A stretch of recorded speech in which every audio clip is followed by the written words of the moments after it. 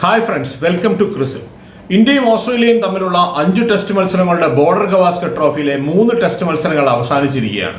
ഇനി 2 ടെസ്റ്റ് മത്സരങ്ങൾ മാത്രമാണ് ബാക്കിയുള്ളത്. 3 ടെസ്റ്റ് മത്സരങ്ങൾ അവസാനിപ്പിക്കുമ്പോൾ ഇന്ത്യയും ഓസ്ട്രേലിയയും 1-1 എന്ന നിലയിലാണ്.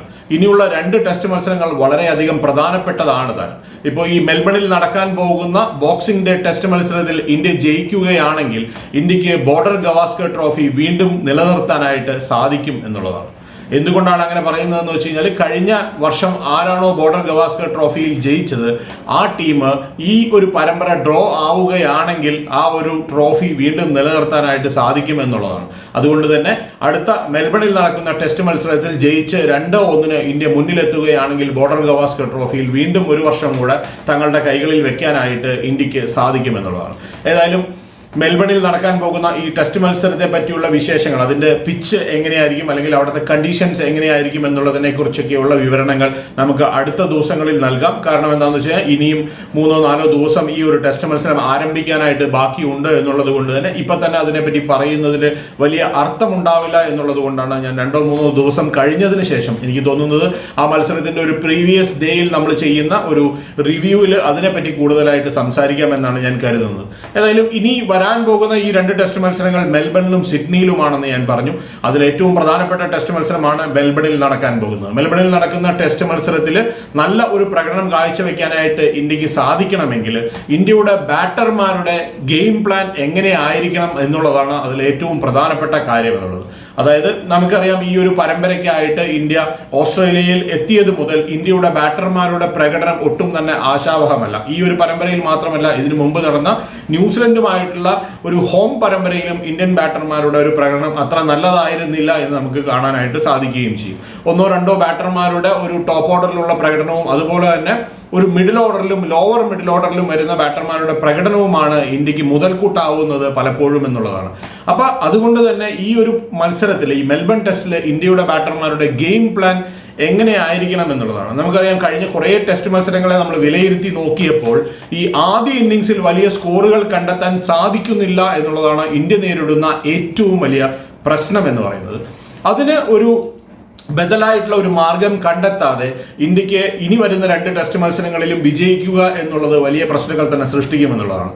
എന്തുകൊണ്ടാണ് അങ്ങനെ പറയുന്നതെന്ന് വെച്ച് കഴിഞ്ഞാൽ, ഇതുപോലെയുള്ള ഓവർസീസ് കണ്ടീഷൻസിൽ കളിക്കുമ്പോൾ ആദ്യ ഇന്നിങ്സിലെ ബാറ്റർമാരുടെ പ്രകടനമാണ് ഏറ്റവും പ്രധാനപ്പെട്ടത് എന്നുള്ളതാണ്. അതുകൊണ്ട് തന്നെ കഴിഞ്ഞ കുറെ ടെസ്റ്റ് മത്സരങ്ങളിൽ ഞാൻ ഇതിനു മുമ്പ് ഒരു വീഡിയോയിൽ പറഞ്ഞിരുന്നു, ഇന്ത്യയുടെ ആദ്യ ഇന്നിങ്സിലെ ബാറ്റർമാരുടെ പ്രകടനം ഒട്ടും തന്നെ നല്ലതല്ല എന്നുള്ളത്. ഏകദേശം ഒരു 9-10 ടെസ്റ്റ് മത്സരങ്ങൾ നമ്മൾ എടുക്കുകയാണെങ്കിൽ അതിൽ ആദ്യ ഇന്നിങ്സിൽ സെഞ്ചുറി നേടിയ ഒരേ ഒരു താരം രവിചന്ദ്രൻ അശ്വിൻ ആണ് എന്ന് കാണാനായിട്ട് സാധിക്കും. അപ്പോൾ അതുകൊണ്ട് തന്നെ അതിൽ നിന്നെല്ലാം വ്യത്യസ്തമായിട്ട് ഓരോ ബാറ്റർമാരുടെയും പ്രകടനം നമ്മൾ എടുക്കുകയാണെങ്കിൽ ഇപ്പോൾ ആദ്യത്തെ ഒരു ടോപ്പ് 3 ബാറ്റർമാരെ നമ്മൾ എടുക്കാം. അങ്ങനെ നമ്മൾ നോക്കുകയാണെങ്കിൽ KL രാഹുലും അതുപോലെ തന്നെ ഓപ്പണിംഗിൽ അദ്ദേഹത്തിന് കൂട്ടായിട്ട് യശസ്വി ജയ്സ്വാളുമാണ് ഉള്ളത്. 1 ഡൗൺ പൊസിഷനിൽ ശുഭ്മാൻ ഗില്ലാണ്. അപ്പൊ ഈ 3 ബാറ്റർമാരുടെയും ഡ്യൂട്ടി എന്താണ് അവരുടെ ഒരു റെസ്പോൺസിബിലിറ്റി ബാറ്റിംഗിൽ? ആദ്യത്തെ നമുക്കറിയാം, ഒരു ഫസ്റ്റ് ഇന്ത്യ ബാറ്റിംഗ് തുടങ്ങുമ്പോൾ തന്നെ 20 റൺസിന് 2 വിക്കറ്റ് അല്ലെങ്കിൽ 30 റൺസിന് 3 വിക്കറ്റ് എന്ന നിലയിലേക്കാണ് ഇന്ത്യ പോകുന്നത്. അങ്ങനെ സംഭവിക്കുമ്പോഴുള്ള ഏറ്റവും വലിയൊരു പ്രശ്നം എന്ന് പറയുന്നത് മിഡിൽ ഓർഡർ എക്സ്പോസ്ഡ് ആവുന്നു എന്ന് പറയും. എന്ന് വെച്ച് കഴിഞ്ഞാൽ 2 ഡൗണും 3 ഡൗണും 4 ഡൗണും ഒക്കെ വരുന്ന ബാറ്റർമാർ എക്സ്പോസ്ഡ് ആവുകയാണ് ഈ ന്യൂ ബോളിലേക്ക്. എന്തിനു വേണ്ടിയിട്ടാണ് ഇവരെ ഓപ്പണർമാർ എന്ന് വിളിക്കുന്നത് എന്ന് ചോദിക്കുകയാണെങ്കിൽ, ഏത് ടീമിലാണെങ്കിലും ഓപ്പണർമാരുടെ റോൾ എന്ന് പറയുന്നത് ന്യൂ ബോളിൽ കളിക്കാനായിട്ട് സ്പെഷ്യലിസ്റ്റുകൾ ആയതുകൊണ്ടാണ് അവരെ ഓപ്പണിംഗ് ആ ഒരു സ്ലോട്ടിലേക്ക് കണ്ടെത്തുന്നത്. അതുകൊണ്ട് തന്നെ ആദ്യത്തെ 3 ബാറ്റർമാരും അത് തന്നെയാണ്. ഈവൻ 1 ഡൗൺ പൊസിഷനിൽ വരുന്ന ഒരു ബാറ്ററും ന്യൂ ബോളിൽ കളിക്കാനായിട്ട് നല്ല കഴിവുള്ള താരമായതുകൊണ്ടാണ് ആ പൊസിഷനിൽ അദ്ദേഹത്തിനെ ഉപയോഗിക്കുന്നത്. അപ്പൊ നമ്മുടെ ടോപ്പ് ഓർഡറിൽ അല്ലെങ്കിൽ ആ ഒരു ഏറ്റവും മുകളിൽ വരുന്ന 3 താരങ്ങൾ എന്ന് പറയുന്നത് യശസ്വി ജയ്സ്വാളും KL രാഹുലും ശുഭ്മാൻ ഗില്ലുമാണ്. അതിൽ KL രാഹുലിന്റെ പ്രകടനം എസ്പെഷ്യലി ഈ ഓസ്ട്രേലിയൻ പര്യടനത്തിലേക്ക് വരുമ്പോൾ നല്ലതാണ് എന്ന് കാണാനായിട്ട് സാധിക്കും. നമ്മൾ മറ്റൊരു കാര്യം ഇതിൽ പരിശോധിക്കുകയാണെങ്കിൽ, ഈ മിച്ചൽ സ്റ്റാർക്കിന്റെ ബൗളിംഗ് ആണ് ഇന്ത്യക്ക് ഏറ്റവും കൂടുതൽ ഇനീഷ്യൽ സ്റ്റേജിൽ തലവേദന സൃഷ്ടിക്കുന്നതെന്ന് കാണാനായിട്ട് സാധിക്കും. അതിന്റെ പ്രധാനപ്പെട്ട കാര്യം എന്ന് പറയുന്നത് മിച്ചൽ സ്റ്റാർക്കിന് ന്യൂ ബോളിലാണ് ഏറ്റവും കൂടുതൽ വിക്കറ്റ് ലഭിക്കുന്നത് എന്നുള്ളതാണ്. അപ്പൊ അതുകൊണ്ട് തന്നെ അദ്ദേഹത്തിന്റെ ആ ഒരു ആദ്യ സ്പെല്ല് 6-7 ഓവറുകളായിരിക്കും ആദ്യ സ്പെല്ലിൽ മിച്ചൽ സ്റ്റാർക്ക് ബൗൾ ചെയ്യുന്നത്. ആ ഒരു സമയത്ത് വിക്കറ്റ് കൊടുക്കാതിരിക്കുകയാണെങ്കിൽ അദ്ദേഹത്തിന് വലിയ ഇമ്പാക്ട് ഇന്ത്യൻ ബാറ്റിംഗ് നിരയിൽ ഉണ്ടാക്കാതിരിക്കാനായിട്ട് സാധിക്കുകയാണെങ്കിൽ ഇന്ത്യക്ക് നല്ല സ്കോർ കണ്ടെത്താനായിട്ട് സാധിക്കും. അപ്പൊ അതുകൊണ്ട് തന്നെ ആദ്യം മിച്ചൽ സ്റ്റാർക്കിന് വിക്കറ്റ് കൊടുക്കാതിരിക്കുക എന്നുള്ളതാണ് ഇന്ത്യൻ ബാറ്റർമാർ ചെയ്യേണ്ട ഏറ്റവും പ്രധാനപ്പെട്ട കാര്യം എന്ന് പറയുന്നത്. പക്ഷേ നമുക്കറിയാം, ഇപ്പൊ യശസ്വി ജയ്സ്വാളിലേക്ക് നമ്മൾ വരികയാണെങ്കിൽ, യശസ്വി ജയ്സ്വാൾ ആദ്യ ടെസ്റ്റിൽ പെർത്തിലെ രണ്ടാം ഇന്നിംഗ്സിൽ വളരെ നല്ല രീതിയിൽ ബാറ്റ് ചെയ്യുന്നത് നമ്മൾ കണ്ടിരുന്നു. പക്ഷേ അതിനുശേഷം അദ്ദേഹവുമായിട്ടുണ്ടായ ഒരു മിച്ചൽ സ്റ്റാർക്കുമായിട്ടുണ്ടായ ഒരു വെർബൽ ആയിട്ടുള്ള ഒരു ഇഷ്യൂ, അതിനുശേഷം നല്ല രീതിയിൽ പെർഫോം ചെയ്യാനായിട്ട് യശസ്വി ജയ്സ്വാളിന് ഇതുവരെ സാധിച്ചിട്ടില്ല എന്നുള്ളതാണ്. ആദ്യം തൊട്ടേ ആക്രമിച്ച് കളിക്കുന്ന ഒരു ശൈലിയാണ് അദ്ദേഹം എപ്പോഴും പുറത്തെടുക്കുന്നത്. പക്ഷേ ഇതുപോലെയുള്ള രാജ്യങ്ങളിൽ ബൗൺസും അതുപോലെ തന്നെ സ്വിങ്ങും കൂടുതലുള്ള രാജ്യങ്ങളിൽ കളിക്കുമ്പോൾ ഒരു 6-7 ഓവർ, അറ്റ്ലീസ്റ്റ് ആദ്യത്തെ ഒരു 10 ഓവറെങ്കിലും കുറച്ച് ക്ഷമയോടെ ബാറ്റ് ചെയ്യാനായിട്ട് യശസ്വി ജയ്സ്വാൾ പേഷ്യൻസ് കാണിക്കണം എന്നുള്ളതാണ്. ഇപ്പൊ KL രാഹുലിന് ഇങ്ങനെയുള്ള കണ്ടീഷൻസിൽ സക്സസ് ആവുന്നതിന്റെ പ്രധാനപ്പെട്ട കാര്യം എന്ന് പറയുന്നത് അദ്ദേഹം ഇതുപോലെയുള്ള ബോളിംഗിൽ ആദ്യത്തെ ഒരു 10 ഓവറിൽ വളരെ ഒരു സെഡേറ്റ് ആയിട്ടുള്ള ഇന്നിങ്സ് കാഴ്ചവെക്കും. പിന്നീടാണ് അദ്ദേഹം ആക്രമിച്ച് കളിക്കാൻ അല്ലെങ്കിൽ കുറച്ചും കൂടെയൊക്കെ ഒരു സ്ട്രോക്ക് പ്ലേയിലേക്ക് പോകുന്നതെന്ന് കാണാം. അതേ ഒരു രീതി യശസ്വി ജയ്സ്വാളും തുടർന്നാൽ മാത്രമേ നല്ലൊരു തുടക്കം കുറിക്കാനായിട്ട്, വിക്കറ്റ് നഷ്ടപ്പെടാതെ ഒരു നല്ല തുടക്കം കുറിക്കാനായിട്ട് ഇന്ത്യക്ക് സാധിക്കുകയുള്ളൂ. അഥവാ ഇതിൽ ഏതെങ്കിലും ഒരു 2 ബാറ്റർ ഔട്ട് ആവുകയാണെങ്കിൽ, അല്ലെങ്കിൽ ഒരാൾ ഔട്ട് ആവുകയാണെങ്കിൽ ആ ഒരു 1 ഡൗൺ പൊസിഷനിലേക്ക് വരുന്ന ശുഭ്മാൻ ഗില്ലിന്റെ റോളും ഇത് തന്നെയാണ്. നമുക്കറിയാം പല മത്സരങ്ങളിലും Shubman Gill out side of stump വരുന്ന ബോൾ ചേസ് ചെയ്തിട്ടാണ് ഔട്ട് ആവുന്നത് കാണാനായിട്ട് സാധിക്കും. ആ ബോളുകൾ വിട്ട് കളിക്കാനുള്ള ഒരു ക്ഷമ ശുഭ്മാൻ ഗില്ലും കാണിക്കേണ്ടിയിരിക്കുന്നു. എപ്പോഴും ഒരു ന്യൂ ബോളിന്റെ എഫക്ട് എന്ന് നമ്മൾ പറയുന്നത് ഒരു 25 ഓവറുകൾ വരെയായിരിക്കും റെഡ് ബോളിൽ അതിന്റെ മാക്സിമം എഫക്ട് ലഭിക്കുക. ആ ഒരു സമയത്ത് വിട്ട് കളിക്കാനായിട്ട് ശ്രമിക്കുകയും 25 ഓവറുകളിൽ വെറും 50 റൺസിന് ഒരു വിക്കറ്റ് എന്നുള്ള നിലയിലാണെങ്കിൽ പോലും വലിയ ഒരു സ്കോർ കണ്ടെത്താനായിട്ട് ഇന്ത്യക്ക് സാധിക്കും. അപ്പോൾ ഈ ടോപ്പ് ഓർഡറിൽ വരുന്ന 3 ബാറ്റർമാരുടെ ഗെയിം പ്ലാൻ എന്ന് പറയുന്നത് ഡെഫിനറ്റ് ആയിട്ടും ഇതുപോലെയുള്ള കണ്ടീഷൻസിൽ വിട്ട് കളിക്കുക, ലീവ് ചെയ്ത് കളിക്കുക എന്നുള്ളത് തന്നെ ആയിരിക്കണം. അവരായിരിക്കണം ഇതിനൊരു അടിത്തറ ഇടേണ്ടത് എന്നുള്ളതാണ്. അല്ലാതെ നമ്മൾ മത്സരം ആരംഭിക്കുമ്പോഴേക്കും ഒരു 10 ഓവർ ആകുമ്പോഴേക്കും ഇന്ത്യ 20 റൺസിന് 2 വിക്കറ്റ് അല്ലെങ്കിൽ 30 റൺസിന് 3 വിക്കറ്റ് എന്ന് ഒരു പൊസിഷനിലേക്ക് എത്തുകയാണെങ്കിൽ ഉറപ്പായിട്ടും അത് നമ്മുടെ മിഡിൽ ഓർഡറിനെ എക്സ്പോസ് ചെയ്യപ്പെടും എന്നുള്ളതാണ്. മിഡിൽ ഓർഡർ എന്ന് പറയുന്നത് നമുക്കറിയാം ഒരു 2 ഡൗൺ പൊസിഷൻ തൊട്ടിട്ട് 2 ഡൗൺ 3 ഡൗൺ 4 ഡൗൺ. ഇപ്പോൾ ആ പൊസിഷനിൽ ബാറ്റ് ചെയ്യുന്ന ബാറ്റർമാരെ നമ്മൾ എടുക്കുകയാണെങ്കിൽ വിരാട് കോഹ്ലിയും ഋഷഭ് പന്തും രോഹിത് ശർമ്മയുമാണെന്ന് കാണാൻ സാധിക്കും. ഈ 3 ബാറ്റർമാരും ആദ്യം തന്നെ ഈ ന്യൂ ബോളിലേക്ക് എക്സ്പോസ്ഡ് ആവാതെ ശ്രമിക്കുക എന്നുള്ളതാണ് ഞാൻ പറഞ്ഞു ആദ്യം 3 ബാറ്റർമാരുടെ റെസ്പോൺസിബിലിറ്റി എന്ന് പറയുന്നത്. അതിനുശേഷം പിന്നീട് ഈ 3 ബാറ്റർമാരിലേക്ക് വരുവാണ്. അതിൽ പ്രധാനപ്പെട്ട ഈ 3 ബാറ്റർമാരും ഒട്ടും തന്നെ ഫോമിലല്ല എന്ന് കാണാനായിട്ട് സാധിക്കും. നമ്മൾ ഈ ആദ്യത്തെ ടെസ്റ്റ് മത്സരത്തിലെ പെർത്തിൽ വിരാട് കോഹ്ലിയുടെ ഒരു മനോഹരമായ ഒരു സെഞ്ചുറി നമ്മൾ കണ്ടു.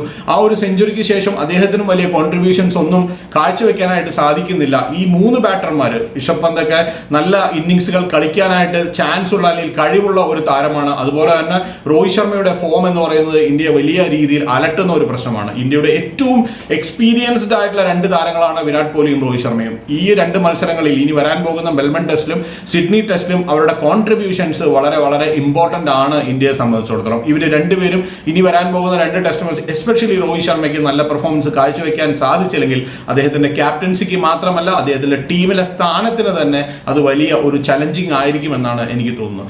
ഇനി മറ്റൊരു കാര്യം എന്ന് പറയുന്നത് ഋഷഭ് പന്തിന്റെ ഒരു ഫോമാണ്. അദ്ദേഹവും ഇതുപോലെ തന്നെ ആക്രമിച്ച് കളിക്കുന്ന ഒരു താരമാണ്. പക്ഷെ പലപ്പോഴും എനിക്ക് തോന്നുന്നത് ഋഷഭ് പന്ത് എക്സ്പോസ്ഡ് ആവുന്നു എന്നുള്ളതാണ്. എക്സ്പോസ്ഡ് എന്ന് പറയുന്ന ഒരു വാക്ക് ഉപയോഗിക്കാനുള്ള കാരണം ഒരു മിഡിൽ ഓർഡറിൽ വരുന്ന ഒരു ബാറ്റർ ന്യൂ ബോൾ കളിക്കാനായിട്ട് അത്രത്തോളം ഒരു എക്സ്പീരിയൻസ്ഡ് ആയിരിക്കില്ല. അപ്പൊ അതുകൊണ്ടാണ് അവർ മിഡിൽ ഓർഡറിൽ ബാറ്റ് ചെയ്യുന്നത്. അപ്പൊ അങ്ങനെയുള്ള ബാറ്റർമാർ 20 റൺസിന് 2 വിക്കറ്റ് 3 വിക്കറ്റ് എന്നുള്ള നിലയിലേക്ക് ഇന്ത്യ പതിക്കുമ്പോൾ ആ സമയത്ത് ബാറ്റ് ചെയ്യാൻ വരുമ്പോഴുള്ള ഋഷഭ് പന്ത് അല്ല 25 ഓവറിന് ശേഷം ബാറ്റ് ചെയ്യാൻ വരുമ്പോഴുള്ള ഋഷഭ് പന്തിന്റെ ഒരു പെർഫോമൻസ് എന്ന് കാണാനായിട്ട് സാധിക്കും. അപ്പൊ അതുകൊണ്ട് തന്നെ ആ ഒരു പൊസിഷനിലേക്ക് വരുമ്പോൾ അദ്ദേഹത്തിന് ഒരു മികച്ച പ്രകടനം കാഴ്ചവെക്കാനായിട്ട് സാധിക്കണം എന്നുള്ളതാണ്. ഇപ്പൊ കഴിഞ്ഞ വർഷത്തെ ഓസ്ട്രേലിയൻ പര്യടനത്തിൽ ഗാബയിൽ നടന്ന ടെസ്റ്റിലെല്ലാം ഇന്ത്യ ജയിച്ചതിന്റെ പ്രധാനപ്പെട്ട കാരണം എന്ന് പറയുന്നത് ഋഷഭ് പന്തിന്റെ പെർഫോമൻസ് ആയിരുന്നു. അതുമാത്രമല്ല പല ടെസ്റ്റ് മത്സരങ്ങളിലും അദ്ദേഹത്തിന്റെ പ്രകടനം നല്ല മികച്ചതായിരുന്നു എന്നുള്ളതാണ്. അപ്പോൾ അതുകൊണ്ട് തന്നെ ഇനി വരുന്ന 2 ടെസ്റ്റ് മത്സരങ്ങളിലും ഋഷഭ് പന്തും വിരാട് കോഹ്ലിയും രോഹിത് ശർമ്മയും ഇവർ 3 പേരും മികച്ച രീതിയിൽ പെർഫോം ചെയ്താൽ മാത്രമേ നല്ല ഒരു ഇന്നിങ്സ് അല്ലെങ്കിൽ നല്ല ഒരു റൺസ് കണ്ടെത്താനായിട്ട് ഇന്ത്യക്ക് സാധിക്കുകയുള്ളൂ. അതും ആദ്യ ഇന്നിങ്സിൽ തന്നെ അങ്ങനെ ഒരു മികച്ച സ്കോർ കണ്ടെത്താനായിട്ട് സാധിക്കണം എന്നുള്ളതാണ്. ഞാനിപ്പോൾ പറഞ്ഞതുപോലെ തന്നെ കഴിഞ്ഞ കുറേ ഇന്നിങ്സുകളായിട്ട് ഇന്ത്യക്ക് അത് സാധിക്കുന്നില്ല. കഴിഞ്ഞ കുറെ ടെസ്റ്റ് മത്സരങ്ങളായിട്ട് ആദ്യ ഇന്നിങ്സിൽ നല്ല സ്കോറുകൾ കണ്ടെത്താനായിട്ട് ഇന്ത്യക്ക് സാധിക്കുന്നില്ല എന്നുള്ളതാണ് ഇന്ത്യ നേരിടുന്ന ഏറ്റവും വലിയ പ്രശ്നം എന്ന് പറയുന്നത്. ഇനി ലോവർ മിഡിൽ ഓർഡറിലേക്ക് വരുമ്പോൾ അവിടെ രവീന്ദ്ര ജഡേജയും നിതീഷ് കുമാർ റെഡ്ഡിയും നല്ല രീതിയിൽ പെർഫോം ചെയ്യുന്നുണ്ട് എന്നുള്ളതാണ് ഇന്ത്യക്ക് കുറച്ചെങ്കിലും ഒരു പോസിറ്റീവ് ആയിട്ടുള്ള ഒരു ന്യൂസ് നൽകുന്ന ഒരു കാര്യം. അതുപോലെ തന്നെ ലോവർ മിഡിൽ ഓർഡറിൽ അല്ലെങ്കിൽ ഏറ്റവും ടെയിൽ എൻഡേഴ്സിലേക്ക് വരുമ്പോൾ കഴിഞ്ഞ മത്സരത്തിൽ ജസ്പ്രീത് ബുംറയും ആകാശ് ദീപും രണ്ടുപേരും ഒരു നല്ല പ്രകടനം കാഴ്ചവെച്ചിരുന്നു. പക്ഷേ എന്തൊക്കെ പറഞ്ഞാലും ഇതുപോലെയുള്ള കണ്ടീഷൻസിൽ ഇനിയുള്ള 2 പ്രധാനപ്പെട്ട ടെസ്റ്റ് മത്സരങ്ങളിൽ വേൾഡ് ടെസ്റ്റ് ചാമ്പ്യൻഷിപ്പിന്റെ ഫൈനലിലേക്ക് യോഗ്യത നേടണമെങ്കിൽ ഈ 2 ടെസ്റ്റ് മത്സരങ്ങളും വളരെ വളരെ പ്രധാനപ്പെട്ടതാണ്.